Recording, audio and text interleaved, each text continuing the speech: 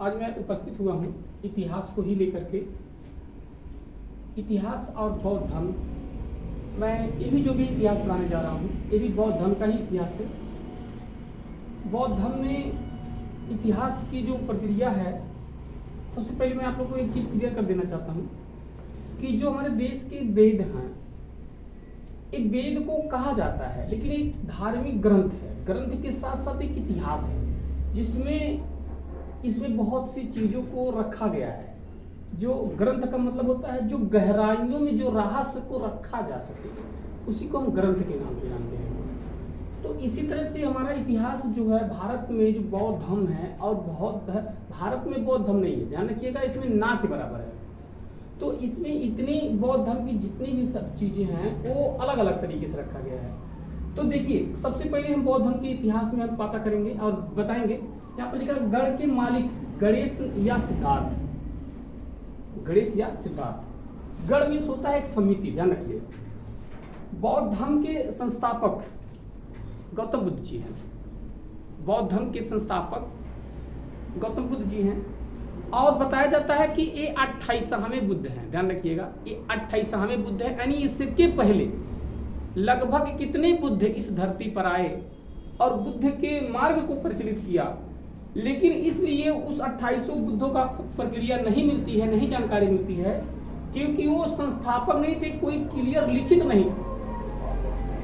जब सिद्धार्थ गौतम बुद्ध हुए तो उन्होंने अपनी चीज को, मतलब धर्म को स्थापित किया। धर्म को स्थापित किया और स्थापित करने के बाद उसके बाद से ये जो बौद्ध धर्म हुआ स्थापित धर्म हो गया। उसके पहले जो 28 बुद्धों का वर्णन मिलता है वो मिलता है लेकिन अस्थायी रूप से नहीं मिलता है, लेकिन है इस किताब को, मतलब ये सब इतिहास जो मैं आप लोग को बता रहा हूँ ये पाली भाषाओं में वर्णित मिलती है। ये और ये हमारे देश में भी नहीं है, ये भी ध्यान रखिएगा, हमारे देश में नहीं है, विदेश में है। सारी चीज पाली भाषा को कन्वर्टेशन करके इंग्लिश में पूरी इतिहास को अब हिंदी में ला करके किसी किसी किताब से मिल रहा है। तो ये सब चीज को हम लोग भी इसे नहीं जानते थे, क्योंकि हम लोग किताब तो बहुत पढ़ने का मन करता है, हम लोग किताब भी पढ़ते हैं। तो किताब, विदेशी किताबों को इंग्लिश में ट्रांसलेट किया, उसको ट्रांसलेट किया, भी ट्रांसलेट को फिर हिंदी अनुवाद किया, हिंदी के बाद सारी चीज़ों को मिलना संभव हो पाया है। तो अब देखिए, सिद्धार्थ गौतम, गढ़ मीन्स क्या होता है, पहले मैं इसको क्लियर करूंगा। गढ़ मीन्स होता है एक समूह, समिति।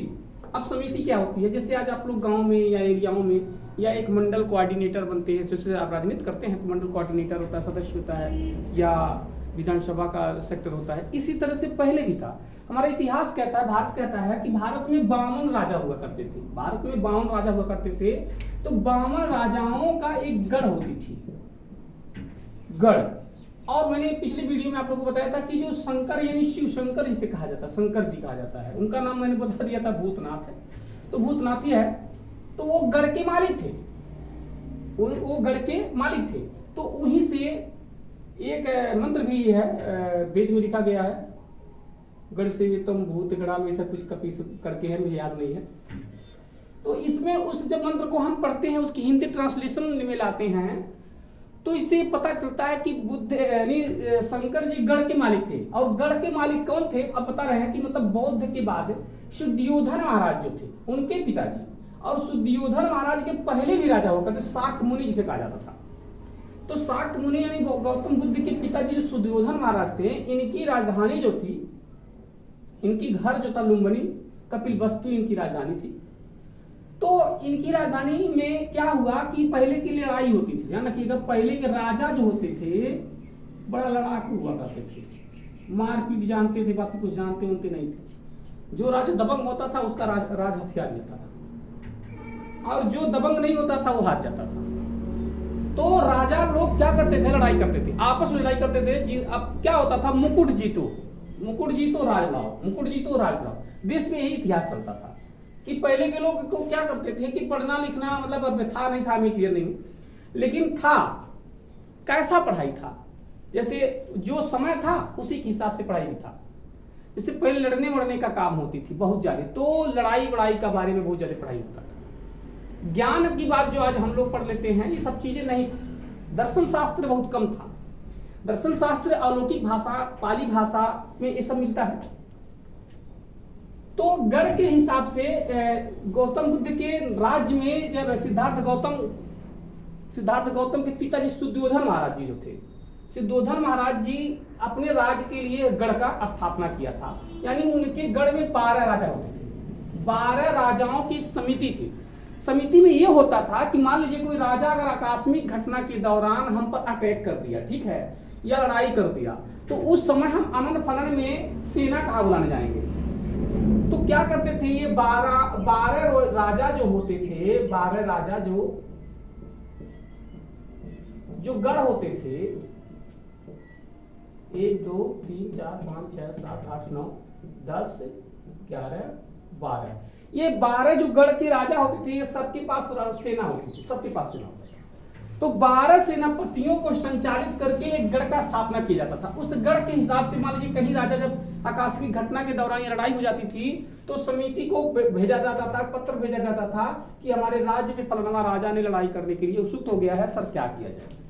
तो राजा क्या करता था, सेनापति क्या करता था, मतलब जो गढ़ का मालिक होता था, वो सभी लोगों को, मतलब अपनी सेना 12 लोगों को संदेशा भेजता था और फटाक दे अपनी अपनी सेना को भेजते थे और लड़ाई को जीता जाता था। इसी के दौरान जिस तरह से गढ़ के हिसाब से, लड़ाई के हिसाब से, तो पहले गढ़ का उत्पत्ति हुआ गौतम बुद्ध के यानी शाक मुनि के हिसाब से मिलता है, हम लोग को किताबों में मिला कि यहीं से गढ़ की स्थापना हुई। और गढ़ मीन्स होता है लोग, ध्यान रखिएगा, गढ़ मीन्स होता है लोग। अब लोग क्या होते हैं, जब लोग कोई भी काम में या कोई भी जगह पर जब एक से अधिक या ज्यादा तादाद में लोग पाए जाते हैं, उसको गढ़ का नाम दिया जाता है, गढ़। तो गढ़ जो होती है, जैसे भी हमारे यहाँ बीच में भी मिला है जनगण मन, यानी जन मन होता है पब्लिक, लोग, गढ़ संख्यात्मक, ये संख्यात्मक है। जो गढ़ में सब समितियों को मिला करके इकट्ठा एक समूह बनाया जाता है, उसी को हम कहते हैं। तो गढ़ में गढ़ के मालिक, अब यहाँ पर क्या दिखाया गया है कि गणेश जी गढ़ के मालिक है, ध्यान रखिएगा, क्योंकि शंकर भगवान के पुत्र थे भाई, मैंने अभी अगले वीडियो में बता दिया था। शंकर भगवान के पुत्र को गणेश को माना गया है और सुद्योधन के पुत्र को सिद्धार्थ को माना गया है, सुद्योधन पुत्र सिद्धार्थ, ध्यान रखिएगा, और शंकर भगवान का पुत्र गणेश, दो लोग। तो सबसे पहले जब गणेश, इससे यह पता चलता है कि गौतम बुद्ध के यानी सिद्धार्थ के बाद, जब सिद्धार्थ के बाद की बात होती है, इसके पहले भी हमारे देश के में इधर राजा रहे होंगे, तो गढ़ रहा होगा, उसको भी चलाने वाला कोई था, रहा होगा। अब इसी से एक क्लियर पता चलता है कि जब सुद्योधन महाराज की राज संपत्ति आती है, तो उस राज संपत्ति के अनुसार गढ़ के मालिक सिद्धार्थ को बनाया गया। अब सुन लीजिए, सिद्धार्थ में जब सिद्धार्थ गौतम को गढ़ का मालिक बनाया गया, सेनापति बनाया गया, गढ़ का मालिक मतलब होता है उसको संचालन करना, भाई तात्पर्य यही होती है। पहले के समय होता था, ध्यान रखिएगा, पहले ये होता था राजाओं में कि जो बड़ा लड़का होता था राजा वही बनेगा, उसके अंदर क्वालिटी क्या होगा, सुंदर भी हो, स्मार्ट हो, उसकी शरीर बड़ा हो, ध्यान रखिएगा। ऐसा नहीं चाहिए जिसको नटखुट्टा फुटकुट्टा हो तो बना दिया जाए, ऐसा नहीं। हाँ, बन सकता था, वो भी बन सकता था, लेकिन अपने बल पे, किसी के द्वारा नहीं। जैसे अभी मैं आप एक बात करता, अशोक सम्राट नाटे थे, नाटे कट के थे, चपटे टाइप के थे, तो राजा किसी के बनायक नहीं हुए थे, वो अपने तलवार के बल पर हुए थे। वो अपने तलवार में उनकी ताकत इतना जबरदस्त था कि अपने तलवार के बल पे, लड़ाई के बल पर उन्होंने राज्य को स्थापित किया और पूरे देश में तांडव बजाया और अपनी राज सत्ता को स्थापित किया और राजा बने। तो पहले क्या होती थी, जो पुश्तैनी राजा मिलता था, वह होती थी, राजा के अंदर क्या देखा जाता था, राजा का लड़का होना चाहिए पहला नंबर, दूसरा नंबर सुंदर होना चाहिए था, लंबा होना चाहिए था और लड़ाकू होना चाहिए था। तो सारी गुण संपन्न है सिद्धार्थ के अंदर थी, सारी गुण संपन्न। लेकिन एक दिक्कत थी, दिक्कत ये था, दयालु थे। दिक्कत क्या था, दयालु थे। अब दयालु होना भी खतरनाक है, जान लीजिए। कुछ लोगों ने कहा भी है कि सिद्धार्थ गौतम ने हमारे भारत को अपंग बना दिया। नहीं, हम ये नहीं समझ पाते हैं, लड़ाई करना ही वीरता कहलाती है का, लड़ाई करके मर जाना ही वीरता कहलाती है का। जिस काम को प्यार से बनाया जा सकता है, दया से बनाया जा सकता है, करुणा से बनाया जा सकता है, उसको क्या जरूरत है बार बार तलवार ही चलाया जाए। तो सिद्धार्थ के अंदर यही बुराई थी कि मतलब वो दयालु थे, क्योंकि हंस पर जब तीर चला तो हंस के तीर को निकाले और मरहम पट्टी करके छोड़ दिए। देखिए उस चैप्टर से ये भी सीख मिलता है कि अगर किसी से आप हमदर्दी दिखा देंगे, किसी के कष्ट में आप मदद कर देंगे, तो चाहे जानवर हो चाहे इंसान, वो आपका हो जाता है, वो आपका हो जाता है। जब गौतम बुद्ध ने तीर का निकाल दिया, सिद्धार्थ निकाल दिए थे, और निकालने के बाद घाव को मरहम को धो दिए, मरहम लगा दिए, और जब हंस को छोड़े तो देवदत्त ने कहने लगे कि हम इसको भाई मारे भैया, हम तो इसको ले जाएंगे क्योंकि हमने मारा है। सिद्धार्थ ने कहा भैया देखो ये मैं बचाया हूं और मैं तो नहीं दूंगा। इस बात को लेकर के शुद्धोधन महाराज की सभा में मैटर पहुंच जाता है और पूछते हैं कि भैया क्या बात है, आप लोग दोनों भाई लड़ क्यों रहे हैं? तो राजा शुद्धोधन महाराज जी कहते हैं ये तो हमारा बेटा है, ये चचेरा भाई, लड़के का भाई है। अगर मान लीजिए हम अपने बेटे वाली कर देंगे तो लोग कहेंगे क्या कि अपने बाप राले अपना बेटा राले, तो अपने पक्ष में आए लोग समर्थन भी कर दिए। पहले के लोग कितना ईमानदार हुआ करते थे यार, कि अपना बेटा अगर गलती कर देता तो उसको गलती ठहरा देते थे, क्या रखिएगा, इसमें कोई इफ बट नहीं होता था। आज के लोग कुर्सी और संपत्ति और शासन का उपयोग गलत करते हैं, अगर उनका बेटा गलत है तो गलत नहीं कहेंगे। लेकिन पहले की राजाओं, हमारे बौद्धिक कालीन के राजाओं में एक गुण मिलता था कि गलत हो तो गलत हो, चाहे अपना बेटा रहे, चाहे पुत्र रहे, चाहे कोई भी रहे, इससे कोई मतलब नहीं होता। तो गौतम बुद्ध ने कहा, सिद्धार्थ गौतम के इस मैटर को सुन करके शुद्धोधन बड़ा टेंशन में, यार किसकी तरफ से हमने कहा ठीक है, कौन मारा कौन बचाया पहले बताओ। तो देवदत्त ने कहा मैंने इसको तीर से मारा। और गौतम से पूछा गया तूने क्या किया? तो कहा सर ये तो गिरा और ये तड़प रहा था, दर्द की मारे मैंने तीर निकाला और तीर निकाल करके मैं पानी पिलाया और इसको मरहम पट्टी किया और अब इस समय ये घायल से ठीक है। और देवदत्त भैया कह रहे हैं कि इसको हमको चाहिए, आप ही निर्णय कर दीजिए किसको दिया जाए। शुद्धोधन महाराज इस बात को सुनकर के हक्का बक्का रह गए। उनका भैया ऐसा बात है, आप लोग का मैटर में मैं नहीं पढ़ूंगा, और भैया ये हंसवे को छोड़ दो, ये खुद चूज कर लेगा हमको करना क्या है, कहाँ जाना है, हमको कहाँ जाना है और क्या करना है, छोड़ दीजिए। और उस सभा में लगभग सारे लोग उपस्थित थे। उपस्थित होने के बाद उस सभा के बीच में सिद्धार्थ गौतम ने हंस को छोड़ दिया। यार ये तो छोटा बच्चा भी जानता है कि जिसको आप टॉफी खिलाएंगे वही आपके तरफ रहेगा, जिससे आप दुलार प्यार करेंगे वही आपकी तरफ रहेगा। किसी को चरकना मारेंगे तो आएगा का, ठीक ना, नहीं आएगा। ठीक उसी तरह से जब हंस को सभा में छोड़ दिया गया तो हंसवा ने क्या किया, अपना मूल्यांकन को खुद किया, मैं किसके पास सुरक्षित रहूंगा। देखिए जानवर, पक्षी, सारे लोग दुनिया में करुणा के और प्यार के भूखे हैं। प्यार करके देखो यार, दुनिया बल्ले बल्ले करते हैं। लेकिन ये बात ध्यान रखिएगा, प्यार दो तरह का होता है। एक तो सामाजिक प्यार होता है जो सबसे साथ प्रकट किया जा सकता है। एक स्वार्थिक प्यार होता है जो खाली गर्लफ्रेंड से किया जाता है, ये नहीं होना चाहिए। स्वार्थिक ओनली फॉर एक व्यक्ति विशेष का होता है, व्यक्ति विशेष नहीं होना चाहिए। प्यार तो सबसे होना चाहिए, सबका होता है। तो गौतम सिद्धार्थ के इस चीज को सुनने के बाद हंस ने खुद चूज किया और उन्होंने कहा, और हंस आकर के गौतम बुद्ध के शरण में पैर रख दिया।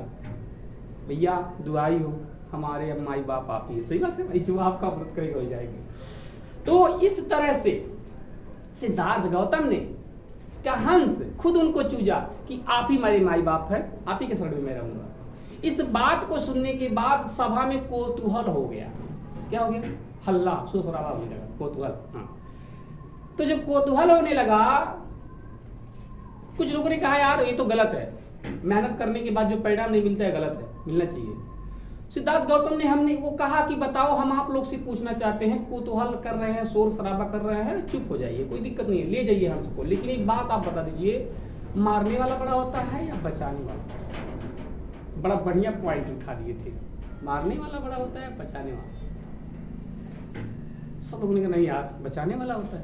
तो उन्होंने कहा तो जब पंछी इस बात को समझ सकता है तो आप लोग क्यों नहीं समझ पा रहे? इस बात को लेकर के उस मुकदमा को उन्होंने जीता और गौतम सिद्धार्थ उसी से करुणामय गौतम बुद्ध बन गए। अब गढ़ के मालिक ने अभी छोड़ दिया था, आप लोग सोच रहे हैं कहाँ सर जी चले गए, और तो बताइएगा ना कि बताएंगे। गढ़ के मालिक कैसे हुए कि जब ये गौतम बुद्ध के सुद्धोधन महाराज ने 12 राजाओं का गढ़ का संबोधन बनाया, समिति बनाया, तो उसी के दौरान गौतम बुद्ध को राज से निकाल भी दिया गया था। ध्यान रखिएगा, गौतम बुद्ध को राज्य से निकाल दिया गया था। क्यों? क्योंकि जब उनको यहाँ से छत्री बोल गया, लड़ाई सेनापति के जब बनाया गया, इनका गढ़ के मालिक सेनापति बनाया गया, गढ़ का मालिक सेनापति कहते हैं उसे, संघ क्या होता है उसको संघ के नाम से जानते हैं। तो संघ देखिए 2 तरह का होता है। एक संघ तो मतलब सबका संगरी लेकर चलना, संगत जिसे कहते हैं। एक संघ मतलब होता है जो बौद्ध धर्म के नाम से जानते हैं, तो धार्मिक होती है।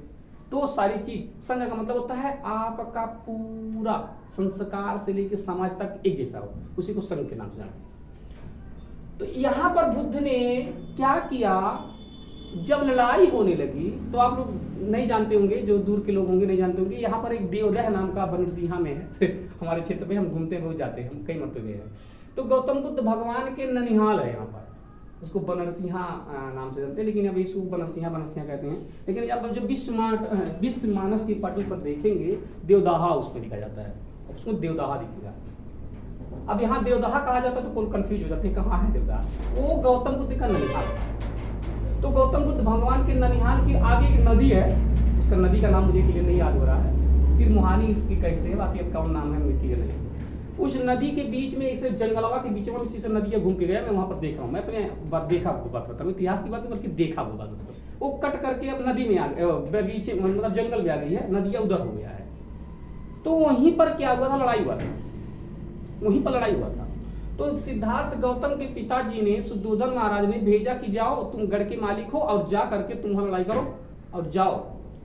तो वहां पर मैटर क्या था कि वो नदी के बाहर बना जाता था, उस एरिया का दूसरा राजा था, इस एरिया का दूसरा राजा था। उन्होंने कहा था कि ये राजे पानी जो है हमारे राज्य में आना चाहिए, उनके राज्य में नहीं जाना चाहिए। इस बात को लेकर बड़ी देर से घमासान हो रही थी, बहुत दिन से घमासान चल रहा था, मतलब युद्ध हो रहा था, लेकिन इसकी कोई निजात नहीं हो रहा था। तो जब निजात नहीं हो रहा था तो उस समय गौतम सिद्धार्थ यानी सुद्धोधन महाराज किसी काम में व्यस्त थे और इनको भेजा गया कि आप गढ़ के मालिक को तो जाओ काम करो किसी को। तो जब यहाँ से उन्होंने गए तो वहां पर देखे क्या सब लोग अपने अपने रथ पे बैठ करके गम्मच कर रहे हैं, तलवार निकाल के हुंचा हो रहा है, तुमको मारेंगे, गटैया छटक जाएगा वो वगैरह, तुम्हारा गड़ैया काट के फेंक देंगे, और तमाम तरह से बात हो रही है। गौतम बुद्ध ने कहा क्या बात है भाई, आप लोग लड़ क्यों रहे? तो सब लोगों ने बक्का बुद्ध ने कहा अजीब सा, इसको भी समझ में नहीं है कहा हो रहा है। तो कहाँ आए हैं? तो कहा भाई पिताजी ने भेजा है, आ गए। तो कहा आपको बताया नहीं पिताजी कहाँ आना है? तो कहा नहीं, वो तो बताया है कि लड़ाई होने वाला है पानी के लिए, तो आए हैं। मैंने कहा ठीक है, तब जब आए हैं तो लड़ो। किसको मारे? किसको मारो? फिर आए कहाँ? हथियार उठाओ और चले जाओ। गौतम बुद्ध ने बड़े सोच में पड़ गए, यार अजीब लोग हैं यार, इधर से जाते हैं तो पिताजी नाराज डांटेंगे, अब इधर तो कह रहे लड़ाई करो, किसको मारे? हम एक हंस को नहीं मारते देख के पाए, इन लोग को कैसे मारेंगे? तो उन्होंने कहा ठीक है। अब लड़ाई हुआ क्या, छिड़ गई। जो सेनापति था संचालन कर दिया, युद्ध होने शुरू हो गई। कुछ लोगों का हाथ टूटा, हाथ पैर कटा, सब चीज हो चुका, और गौतम बुद्ध बैठ करके सोच रहे थे यार ये लोग क्या रहे हैं, इतना भोला नहीं होना चाहिए सही बात है। अब हुआ क्या, लास्ट में जब लोग हो गए तो उन्होंने कहा, जब गौतम बुद्ध भगवान देखे कि यार काफी लोग इसमें तो गड़बड़ हो जाएगा, तो कहा रुक जाइए, किसको पानी चाहिए, क्यों लड़ाई हो रहा? उन्होंने कहा पानी आपको चाहिए। सेनापति उधर का आया, मुझे चाहिए पानी। उन्होंने कहा इधर का सेनापति कहाँ है, आपको क्या चाहिए? उन्होंने कहा हमको भी पानी चाहिए। उन्होंने कहा ये बात बताओ, पानी के लिए आप लड़ रहे हो? हमारे 2 महापुरुष हैं, ध्यान रखिए, पानी के लिए लड़ाई लड़े हैं। बाकी सभी महापुरुषों ने एक राज के लिए लड़ा, किसी ने दौलत के लिए लड़ा, लेकिन हमारे 2 महापुरुष हैं, एक डॉक्टर भीमराव अम्बेडकर साहब और एक गौतम बुद्ध ने, ये 2 लोग पानी के लिए लड़े हैं यार, जिसको जिंदगी चलती है, ध्यान रखिएगा। एक तो पानी पीने का अधिकार नहीं था उसके लिए लड़ाई किए, और एक तो पानी के लिए मर रहे थे लोग, लड़ रहे थे, उसको सुलझा दिया। दोनों लोग पानी के लिए लड़ाई लड़े, ध्यान रखिएगा। जीवन का सबसे आधारभूत तत्व तो पानी है, ध्यान रखिएगा। और ये दोनों इंसान पानी के लिए लड़ाई लड़ रहे हैं। तो गौतम बुद्ध ने बड़ी विनम्रता से समझाया और तलवार को रख दिया, भैया हम अब नहीं लड़ेंगे, भैया तुम पानी ले जाओ, पानी ले जाओ, हम जा रहे हैं। तो लोगों ने पूछा यार अजीब से है, इधर के सेनापति के जो ये जा रहे थे, जिनके संचालन कर रहे थे सेनापति गौतम बुद्ध जी, उनके नाराज हो गए, यार ये तो युद्ध व्यवहार करके जा रहा है, ऐसा कैसे हो सकता है? तो नाराज हो गए थे। तो इधर के जब सेनापति ने पूछा भाई जा कहाँ रहे हो, उनका हम नहीं लड़ेंगे, पानी में हम नहीं लड़ेंगे। उन्होंने कहा क्यों? उन्होंने कहा बात देखिए, अगर हम पानी के लिए लड़ेंगे तो जितना सेना लोग आए हैं सब मर जाएंगे, अगर हमारी सेना मरेगी तब आपको पानी मिलेगी, या तो आपकी सेना मरेगी तो हमको पानी मिलेगी। तो जब हम लोग मरिए जाएंगे तो पनिया कौन पिएगा यार? पनिया कौन पिएगा? लोगों ने समझ लिया सही बात करा। उधर का सेनापति तुरंत निब्रश, भैया हमको भी नहीं लड़ना है। उनका कहा हमको भी नहीं लड़ना, वो कहा हम क्यों नहीं लड़े। उसी के अनुसार तुरंत गौतम बुद्ध का शादी हुआ, वही राजा के घर, वही राजा के घर तुरंत अपनी बेटी को। उन्होंने कहा जिसकी बेटा संतान इतना बड़ा बढ़िया विचारधारा का है, हमारी बेटी बड़ा सुख देगी। इसलिए गौतम बुद्ध का यशोधरा के साथ शादी हुई। इसी चीज के लेकर के ये बुद्ध के गढ़ के मालिक थे, इसलिए गणेश नहीं बल्कि सिद्धार्थ गौतम गढ़ के मालिक थे। तो इस तरह से हमारे ये बौद्धिक कालीन इतिहास था। बाकी अगले वीडियो में मिलेंगे नेक्स्ट टाइम। Bye bye.